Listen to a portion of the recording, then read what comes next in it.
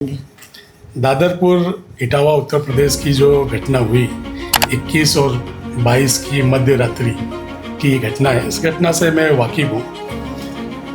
आपके श्रोताओं को भी इस घटना के बारे में मेन स्ट्रीम मीडिया को आजकल गोदी मीडिया कहते हैं लोग, वो गोदी में बैठा हुआ है। कब तक हम जातंकवाद सहेंगे? कब तक ये जाति भेद करेंगे? उनके ऊपर आरोप लगा है, लेकिन अभी वो अब खुद को बचाने की कोशिश कर रहे हैं कि भाई नहीं, उन्होंने महिलाओं को छेड़ा था। तब का वीडियो किधर है? और आपको क्या लगता है कि ये जो मीडिया है जो बहुत अच्छा काम करती है, लेकिन उसका सही अनुमान लगाना ये समाज का काम है। कि धर्म देख के मारा वो आतंकवादी, तो जो जात देख के मारा वो क्या? मैंने कहा जो जात देख के मारा वो आतंकवादी है। कब होंगे हम शिक्षित? कब हमारा समाज आम्बेडकर और फुले के विचारों को समझेगा? वो तर्क की कसौटी पे नहीं उतरता। जो तर्क नहीं करना चाहता वो आडंबर करता है, और जो तर्क नहीं करना चाहता वो रूढ़िवादी है, और जो तर्क करने की क्षमता नहीं रखता है वो एक तरह से गुलाम है, मानसिक गुलाम।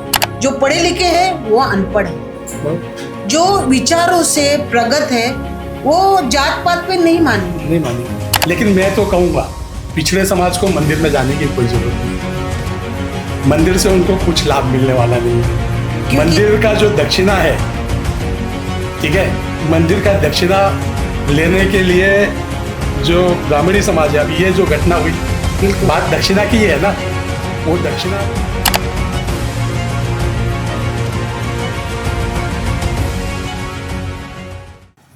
नमस्कार दोस्तों, कैसे हैं आप? स्मिता नगरकर हौसले की उड़ान में तहे दिल से आपका स्वागत करती है।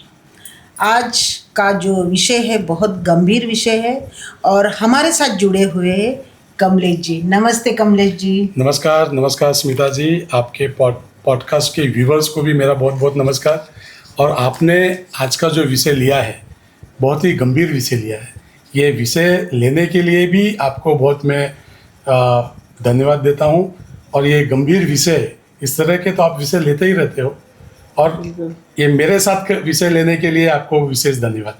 आज मैं कमलेश जी के बारे में कुछ बताना चाहती हूँ। एक ऐसे विद्वान व्यक्ति है जो सिर्फ एडवोकेट नहीं है, एक वकील नहीं है, एक इंसानियत को निभाने वाले एक अच्छे इंसान है, जिन्होंने अपने शब्दों से नहीं अपने कर्मों से समाज का साथ निभाया है, जो हमेशा लोगों के बीच खड़े मिलते हैं, कभी किसी की मदद में तो कभी किसी के आवाज़ बन के।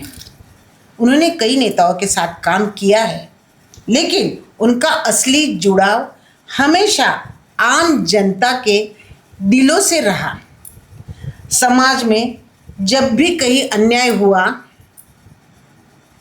वो चुप नहीं बैठे, बल्कि सामने आकर सच्चाई और इंसाफ की बात की। उनकी सोच बहुत साफ है, बल्कि आज का एपिसोड उनके अनुभवों और समाज के लिए किए गए योगदान को समर्पित है। दिल से स्वागत करती हूँ कमलेश जी आपका। बहुत धन्यवाद।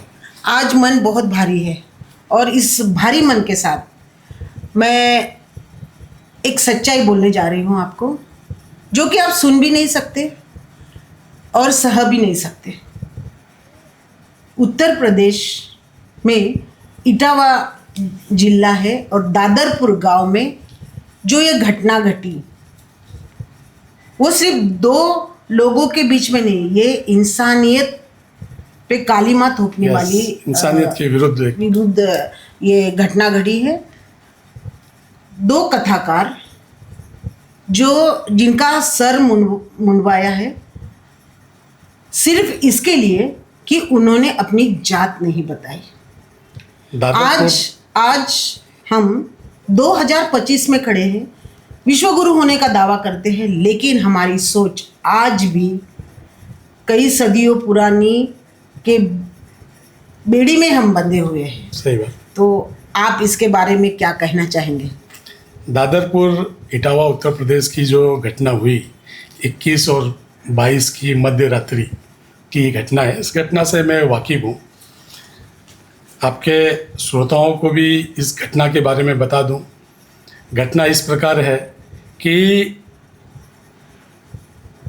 दो यादव व्यक्ति और एक जाटो व्यक्ति कथाकार है, कथा कहने के लिए उनको बुलाया गया। वो दादरपुर इटावा गांव में आकर, ये दादरपुर आप समझिए ये ब्राह्मणों का गांव है एक तरह से, और ब्राह्मण लोग ने ही बुलाया था। और उनको बुलाया था, और वो कथाकार कई सालों से वो कथा कह रहे हैं, ऐसे व्यक्ति को उन्होंने इनवाइट किया था और उन्होंने कथा कहा।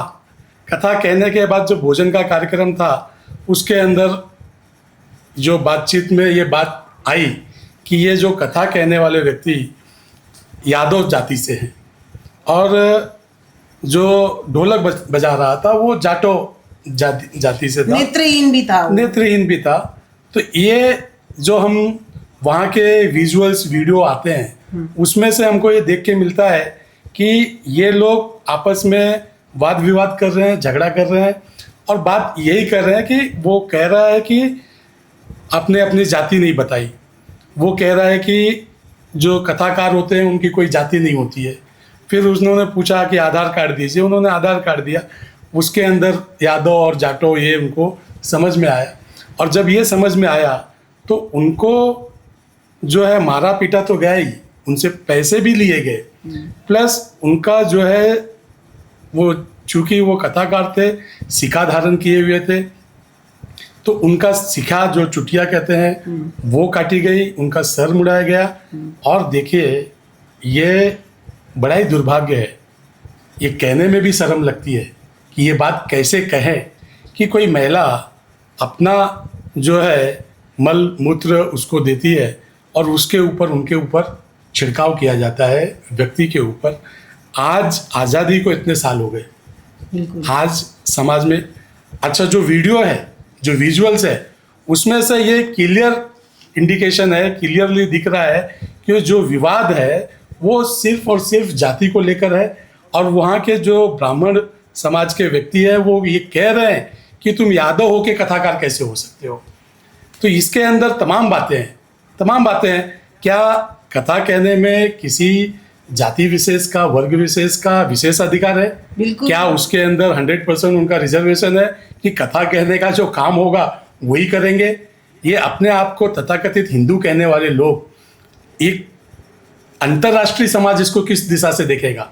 जो ये बात देश में जो है अंतर्राष्ट्रीय जो समाज में ये हमको किस तरह से देखेंगे? ये आपने बोला विश्व गुरु, ये तो हमको जाहिलों की तरह देखेंगे, ये जाहिल लोग हैं और आपस में जाति भेद करते हैं। ये एक चीज़ जो है राष्ट्रीय स्तर पे बोलो या अंतर्राष्ट्रीय स्तर पे ये ठीक संवाद सी ठीक मैसेज नहीं जा रहा है। और ये जो है इस विषय में फिर बाद में जो दूसरा पक्ष का भी ये कहना था कि हमारे साथ छेड़खानी हुई। बहुत सारी वीडियो इसके अंदर आई हुई है, बहुत सारी वीडियो में ये कहीं पर भी दिख के नहीं आ रहा है कि उन्होंने छेड़खानी का कभी भी आक्षेप लिया या आरोप किया। यानी कि हम ऐसे समाज में रहते हैं कि काम भी हमें धर्मों के हिसाब से करना पड़ेगा या जाति के हिसाब से करना पड़ेगा। ये तो बहुत पुरानी सोच है और गंदी सोच मैं इसको कहूँगी। तो आपको क्या लगता है, जाति देखकर काम करना चाहिए? देखिए ये बड़ी विडंबना है। महात्मा फुले इस पर आज से 150 साल पहले उन्होंने इस आडंबर पर, इस पाखंड पर उन्होंने व्याख्यान किया था। जो रूढ़िवादी लोग हैं, जो तथाकथित अपने आप को उच्च वर्गीय कहते हैं और धर्म कर्म कांड पर अपना विशेष अधिकार समझते हैं और वो उससे वो पैसा कमाते हैं और उसको वो अपना एकाधिकार उस पर दिखाते हैं। तो महात्मा फुले ने इस पर आज से 150 साल पहले इनका पाखंड जो है उजागर कर दिया। उनका कहना था अगर नाई बाल बनाता है तो उसका वो धर्म नहीं धंधा है। बिल्कुल। अगर मोची जूते सिलता है तो वो उसका धर्म नहीं धंधा है। और ये जो लोग रूढ़िवादी लोग जो पूजा कह लीजिए या कर्म कांड कर लीजिए या इस तरह का जो विधि विधान करते हैं, ये भी उनका धर्म नहीं है, ये उनका धंधा है। तो जब ये धंधा है तो किसी व्यक्ति का विशेष अधिकार कैसे रह सकता है? बिल्कुल। मैं उसको धंधा मानकर भी मैं उसको चलूं तो किसी एक व्यक्ति का विशेष अधिकार कैसे रह सकता है? संवैधानिक जो हक है, जो संवैधानिक बात है, ये संविधान के खिलाफ भी है। बिल्कुल। आप एक तरह से धर्म की बात करते हो तो धर्म क्या है? न्याय और सत्य, यही धर्म है। धर्म की भी आप बात करते हो तो धर्म संगत ये संगत नहीं है, और जब आप न्याय संगत कहते हो तो न्याय संगत भी नहीं है, और संविधान के तो ये एकदम खिलाफ है। इसके ऊपर तो SC/ST कायदा लगना चाहिए, और उनको SC/ST के तहत, क्योंकि एक व्यक्ति उसके अंदर जाटो समाज का है, जो शूद्र अति पिछड़ा समाज का है। शूद्र तो ऐसे यादव भी है, लेकिन जो जाटो है वो अति पिछड़ा है, वर्ण के बाहर, वर्ण बाह्य है। वो SC/ST कायदा इसीलिए बना हुआ है। तो ये उसके ऊपर ये कायदा भी लगना चाहिए, और ये FIR तो हुआ है। अब देखने की बात है कि वो SC/ST कायदा लगा है कि नहीं लगा है। नहीं, लेकिन जब बाबा साहब और फुले के जो विचार है, समाज के जो सुधारक विचार है, आज उस पर हम गौर ही नहीं कर रहे हैं, क्योंकि उन्होंने जाति भेद के लिए कितना कुछ कार्य किया, लेकिन आज भी हम इसमें फंसे हुए हैं। जब पहचान छुपा कर वो शांतिपूर्वक कार्य कर रहे हैं और उनका सर मुंडवा देते हैं, यह कहाँ का न्याय है? देखिए स्मिता जी, समाज में आप काम करते रहते हैं, आप कई सामाजिक कार्यों में आप इन्वॉल्व रहते हैं, इसका मुझे जानकारी है। जब आज से आज़ादी के पहले या 150 साल पहले आज की ये स्थिति है, बिल्कुल। वो ये जो आप कह रहे हैं ना कि अपना जात छुपा के काम वो लोग नहीं कर रहे हैं। उनसे उनका कहना यही है कि हमसे तुमने जात हमारी पूछी नहीं। बिल्कुल। जब आप हमारे पास कथा कहने के लिए आए तो हमसे आपने हमारी जात पूछी नहीं, अब पूछ रहे हो तो हम अपनी जात बता रहे हैं। अब बात ले दे के इसी पे आ जा रही है कि जात, बिल्कुल, तुम्हारी जात क्या है? जात आज़ादी के इतने साल होने के बावजूद भी, इतने कायदा कानून बनने के बाद भी, संविधान बनने के बाद भी जात लोगों के दिमाग से गई नहीं। मैं कल्पना करता हूँ कि बाबा साहब अम्बेडकर से पहले महात्मा फुले जी ने जब काम किया तब की क्या परिस्थिति होगी? बिल्कुल। तब की परिस्थिति क्या होगी? वो फुले साहब से आप पहले देखिए, पेशवाई जब थी, जो महार समाज के लोग थे, आगे मटका और पीछे झाड़ू लगा के जब घूमना पड़ता था, और स्त्रियों की क्या स्थिति थी। आज जो स्त्री अपना मूत्र देती है उन पिछड़े जाति के वर्ग के ऊपर छिड़कने के लिए, वो स्त्री की स्थिति क्या थी? वो स्त्री की स्थिति ये थी कि वो दलितों से भी पिछड़ी हुई थी। बिल्कुल। ये तो महात्मा फुले, कोई भी अधिकार नहीं थे उनको। महात्मा फुले साहब ने जब स्कूल खोला, उन्होंने महिला शिक्षण पे स्कूल खोला, उन्होंने स्कूल खोलने का काम किया, महिलाओं को शिक्षित करने का काम किया। ये तो महात्मा फुले के पहले मैं पेशवाई पे मैं बोलना चाहता हूँ। पेशवाई में क्या हालत था? जब पेशवाई थी और ये लोगों के दिमाग से ये जा नहीं रहा है, ये गंदगी लोगों के दिमाग से जा नहीं रहा है, ये भ्रमित लोग हैं, ये इनको कोई धर्म का भी ज्ञान नहीं है, ये अधर्मी लोग हैं, ये धर्म को भी नहीं समझते हैं, क्योंकि उन्होंने न्याय को भी नहीं समझते हैं। आपको थोड़ा बीच में ये करूंगी कि मानव अधिकारों में ऐसा लिखा हुआ है कि कोई भी व्यक्ति कोई भी काम कर सकता है, वो स्वतंत्र है। यही तो मैं कह रहा हूँ, ये उनका संवैधानिक अधिकार है। आर्टिकल 19 जो है ये आपको लिबर्टी देता है, आप कोई भी काम आप कर सकते हैं। आपको किसी काम करने के लिए आप कानूनी कायदे के दायरे में रह के आप कोई भी काम कर सकते हैं। कथा वाचन के लिए किसी धर्म का होना, जाति विशेष का होना, ये कोई जरूरी बात नहीं है। जब वो इस बात पे आक्षेप लगाते हैं, मैं तो ये कहता हूँ, कुछ लोगों ने कहा कि धर्म देख के मारा वो आतंकवादी। तो जो जात देख के मारा वो क्या, मैंने कहा जो जात देख के मारा वो जातंकवादी है, ये आतंकवाद है एक तरह से। सही बोला। ये एक तरह से आतंकवाद है। ये किस तरह का भेदभाव है, आप कैसे, आप कितने रूढ़िवादी हो, आप कितने अंधविश्वासी हो, आप कितने आडंबर में फंसे हो। आप तो स्वयं आडंबर में फंसे हो। आप जन्म के आधार पे अपने आप को श्रेष्ठ समझ रहे हो, और जो कथा कह रहा है उसका कथा कहने की कला को देखिए।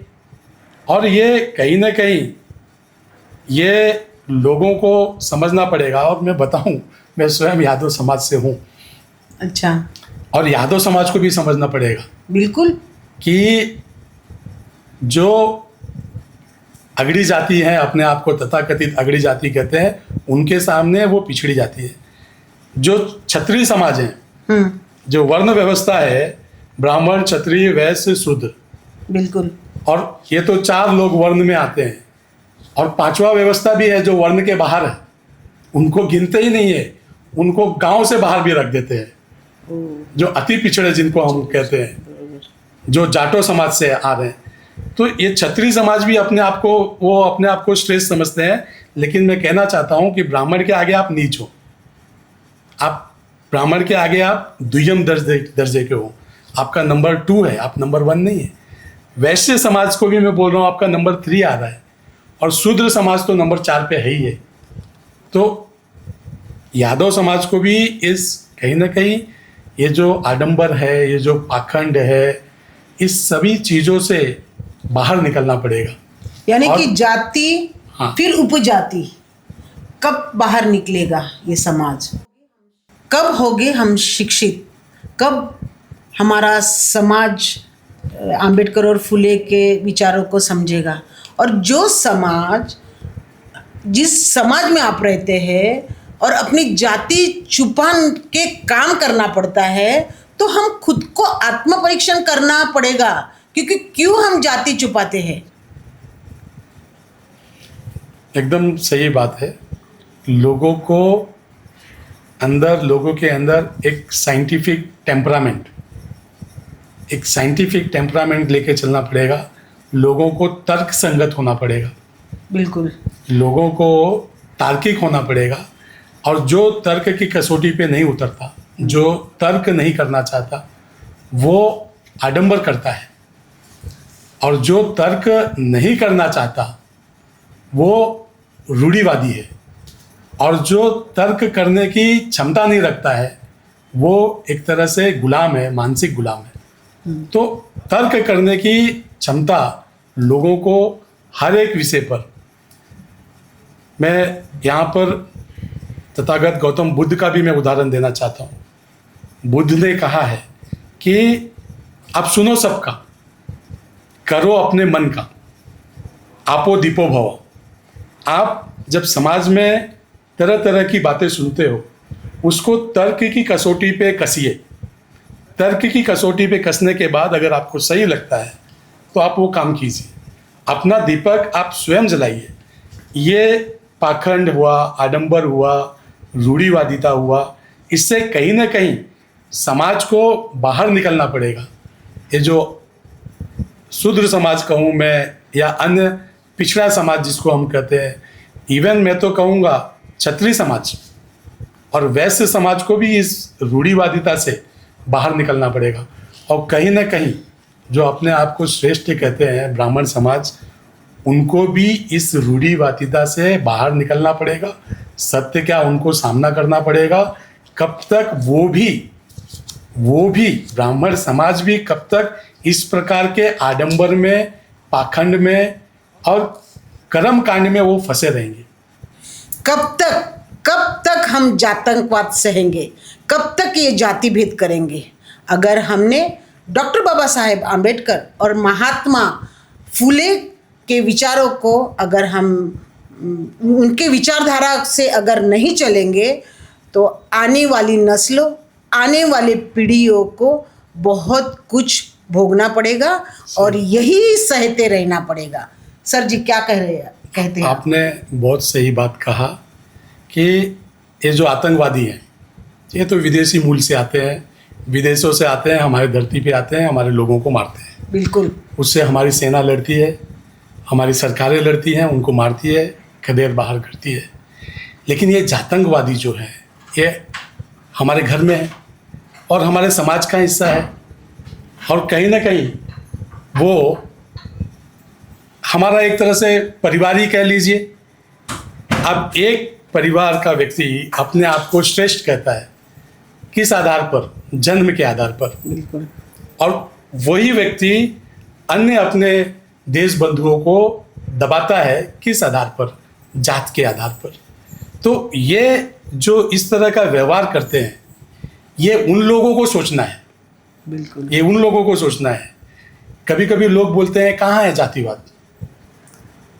हम तो उनके घर खाना भी खाते हैं। जब वो कहते हैं ना, हम तो उनके घर खाना भी खाते हैं, ये उनके, इसी में जातिवाद है। बिल्कुल। आपको अपना सोच विचार को एकदम परफेक्ट रखना पड़ेगा। जब तक आप सब पूरे देशवासी साथ मिलकर नहीं चलेंगे, सबको आगे बढ़ने का रास्ता नहीं देंगे, तो देश प्रगति नहीं करेगा। बिल्कुल। और इसी पे तो आरक्षण का जो विषय है, यही तो है। लोग कहते हैं कि आरक्षण ने हमारा हक मान लिया, आरक्षण से हमारा अधिकार चला गया। आप देखिए, परंपरागत से दो प्रकार का आरक्षण लागू है। मंदिरों में 100% आरक्षण ब्राह्मण समाज को है, और साफ सफाई करने का आरक्षण किसको दिया गया है? क्या सटीक बात कही आपने। तो बहुत बढ़िया। ये जो अघोषित रिजर्वेशन है, इसको खत्म करना चाहिए। और बाबा साहब ने तो ये कहा हुआ है, बाबा साहब का आपने विषय लिया, तो बाबा साहब ने तो ये भी कहा कि मंदिरों में जो पुजारी हो, उसका भी एग्जाम हो, उसका भी एग्जाम हो, और जो पिछड़े लोग हैं उनको भी पुजारी बनने का हक मिले। लेकिन मैं तो कहूँगा, पिछड़े समाज को मंदिर में जाने की कोई ज़रूरत नहीं। मंदिर से उनको कुछ लाभ मिलने वाला नहीं है। मंदिर का जो दक्षिणा है, ठीक है, मंदिर का दक्षिणा लेने के लिए जो ब्राह्मणी समाज है, अभी ये जो घटना हुई, बिल्कुल। बात दक्षिणा की है ना, वो दक्षिणा, अब महात्मा फुले जी की बात ले लीजिए। उन्होंने कहा ना, धर्म जो है पूजा, ये जो रूढ़िवादिता है या जो कर्म कांड है, ये कोई धर्म नहीं है, धंधा है। बिल्कुल। तो ये धंधा है, और इस धंधे में कोई बौद्धिक विकास भी नहीं है। बिल्कुल। कोई बौद्धिक विकास नहीं है। इसके लिए जो पिछड़ा समाज है, उनको बाबा साहेब अम्बेडकर को फॉलो करना है, बाबा साहेब अम्बेडकर के विचारों को पढ़ना है, साइंटिफिक टेम्परामेंट डेवलप करना है, ये इस तरह से उनको आगे बढ़ना है। आज हम घटना देखते हैं, ये पढ़े लिखे अनपढ़ लोगों के ऐसा कहूँगी मैं, जो पढ़े लिखे हैं वो अनपढ़ है, जो विचारों से प्रगत है वो जात पात पे नहीं मानेंगे। अब देखिए ना, अब ये घटना घटने के बाद अगर आदमी दुर्बुद्धिवश कुछ घटना हो गई, फिर लोग उनको कह रहे हैं कि आपने गलत किया, तो गलत किया तो उनको सच्चे हृदय से, सही मन से उस विषय पे माफ़ी मांगना चाहिए। लेकिन वो कर क्या रहे हैं? वो कर ये रहे हैं कि वो कह रहे हैं कि उनके घर की महिलाओं को छेड़ा। एक बुजुर्ग महिला है, उसको छेड़ा, ऐसा आरोप लगा रहे हैं। और तमाम वीडियो में देखने के बाद, तमाम वीडियो जब देखते हैं तो उनमें जो संवाद है, आप देखेंगे जो वीडियोस जो वायरल, ध्यान रहे ये वीडियो उन लोग नहीं वायरल किया। नहीं, ये तो वो बचाने के कोशिश कर रहे हैं खुद को। हाँ। क्योंकि उनके ऊपर आरोप लगा है, लेकिन अभी वो अब खुद को बचाने की कोशिश कर रहे हैं कि भाई नहीं, उन्होंने महिलाओं को छेड़ा था। तब का वीडियो किधर है? और आपको क्या लगता है कि ये जो मीडिया है, जो बहुत अच्छा काम करती है, लेकिन उसका सही अनुमान लगाना ये समाज का काम है। आप बहुत सही, उसको सही दिशा देना। बहुत सही कहा आपने, मीडिया की बात कही। जो मेन स्ट्रीम मीडिया है, तमाम मेन स्ट्रीम मीडिया ने ये बात नहीं दिखाई। मेन स्ट्रीम मीडिया को आजकल गोदी मीडिया कहते हैं लोग, वो गोदी में बैठा हुआ है। मेन स्ट्रीम मीडिया का काम है सही कहा। सरकार से सवाल करना।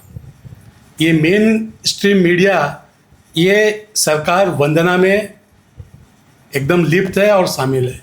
जब नोटबंदी हुई तो नोटबंदी का महिमा मंडल करने का काम उन्होंने किया, बिल्कुल। लेकिन नोटबंदी से हुआ क्या? इस प्रकार का तमाम घटना, आप मणिपुर की घटना ले लीजिए, मेन स्ट्रीम मीडिया ने कहाँ दिखाया?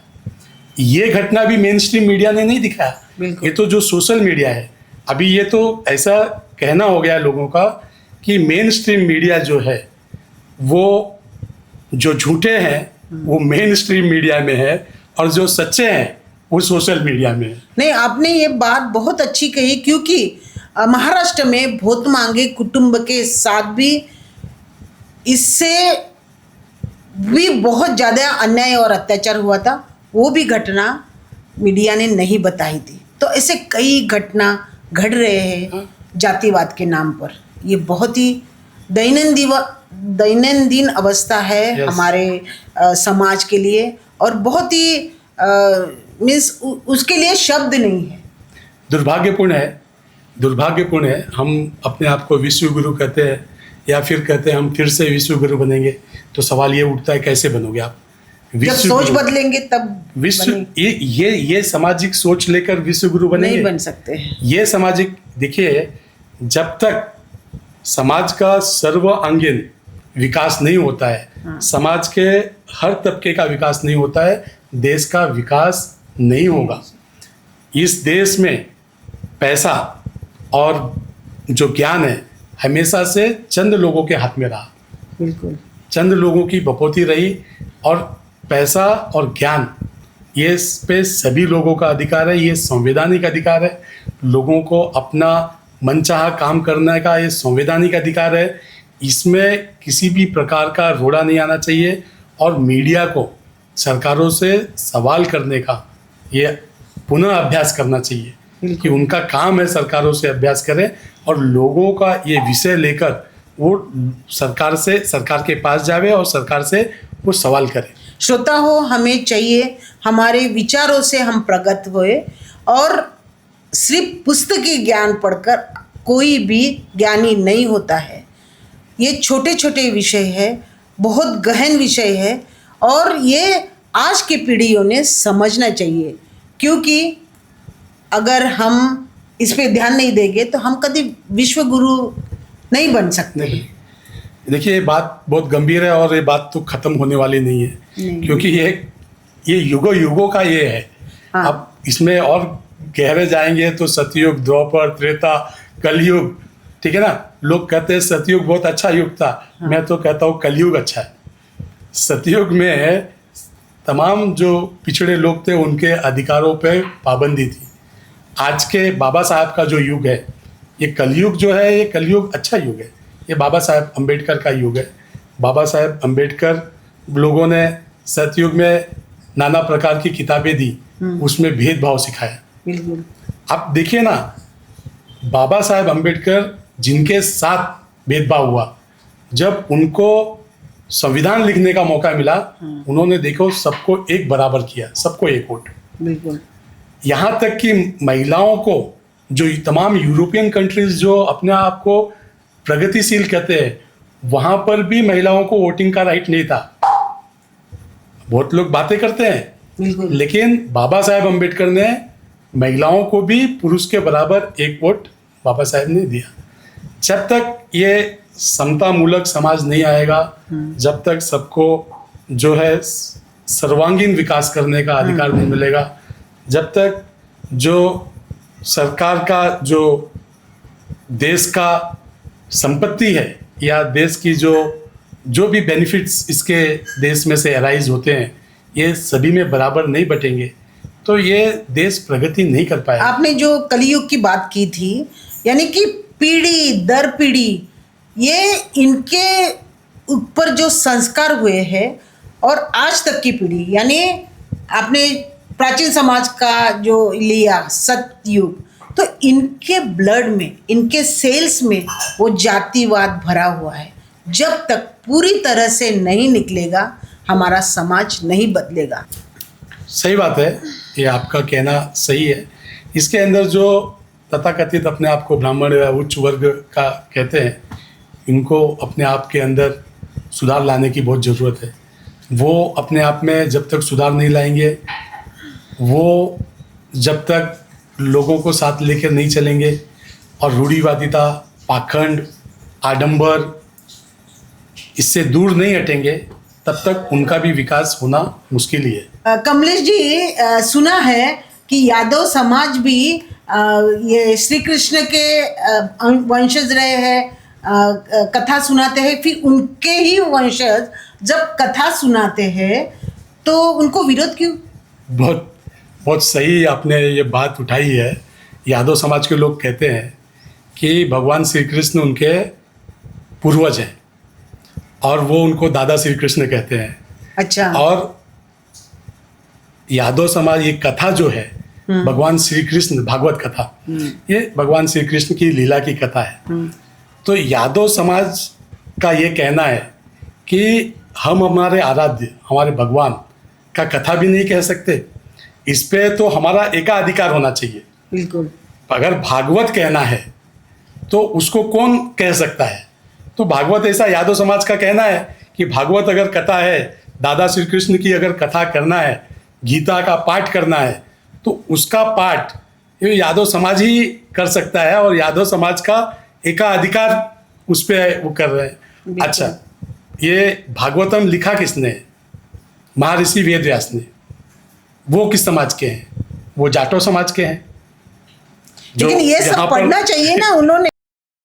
ये एक विषय है, विषय से थोड़ा हटकर है, लेकिन ये जो ढोलक बजाने वाला जो व्यक्ति था वो जाटो समाज के था। तो मैं जो ये यादव समाज के लोग कहते हैं कि दादा श्री कृष्ण का अगर कथा है, भागवत कथा है, तो उस पर यादव समाज का ही वर्चस्व होना चाहिए और यादव समाज से ही कथा वो कहलाना चाहिए, तभी वो फलित होगा। ये यादव समाज के लोगों का इस तरह से कहना है। तो मैं भी इसमें ये बात में तर्क में समझता हूँ, अगर उसी रूढ़िवादिता से जावे और उसी रूढ़िवादिता को माना जाए, तो भागवतम जब आप कहते हो, भगवान श्री कृष्ण की लीला का वर्णन करते हो, उसका कथा गान करते हो, तो एक यादव समाज का उसका कथा नहीं कहेगा तो कौन और कोई कहेगा? और ढोलक पे साथ देने वाला जाटो समाज ही रहना चाहिए। ये भी एक विषय है। ये विषय जो है, फिर भी मैं ये कहूँगा कि सभी लोग, सभी जात के, सभी धर्म के जिनको प्रेम है भागवत से, वो भागवत कह सकते हैं, कथा कह सकते हैं, कथा सुन सकते हैं। ये इस तरह से है। लेकिन और दुर्भाग्यपूर्ण है सवाल इस तरह का लोगों का व्यवहार। आज सवाल किसी को दोषी ठहराना नहीं है। ये पॉडकास्ट हम इसीलिए बनाया है कि समाज में जागरूकता लाए और हम किसी के आगे झुकना नहीं है। नहीं। आज सवाल जाति का नहीं है, इंसानियत का है। ये पॉडकास्ट हम किसी को श्रेष्ठ या किसी को नीच ठहराने के लिए नहीं है, बल्कि हमें ज्ञान के आगे झुकना चाहिए। बस यही एक मेरा उद्देश्य है। धन्यवाद, आप आए हमारे पॉडकास्ट में, इतना अच्छा सटीक, आपने बहुत अच्छा अनुभव के साथ आपने सही कहा। हम अम्बेडकरवादी हैं। हाँ। हम समतावादी हैं। जैसे अम्बेडकर जी ने सबको एक समान देखने की विचारधारा की, वही विचारधारा को हम लेके आगे चलने वाले हैं। तो इस बात जो आपने कहा, इसमें एक ये लाइन मैंने ऐड कर दिया। बहुत बहुत धन्यवाद आपको। बहुत धन्यवाद कमलेश जी, आपने बुलाया। और भी अगला एपिसोड हम बनाने वाले हैं। बहुत सारे ऐसे समाज के लिए हम काम करेंगे। ये पॉडकास्ट यानी एक जागरूकता लाना है और हर यंग जनरेशन है, उन्होंने ये जरूर सुनना चाहिए ताकि उनका भविष्य आगे जाके बहुत अच्छा हो। धन्यवाद। बहुत बहुत धन्यवाद।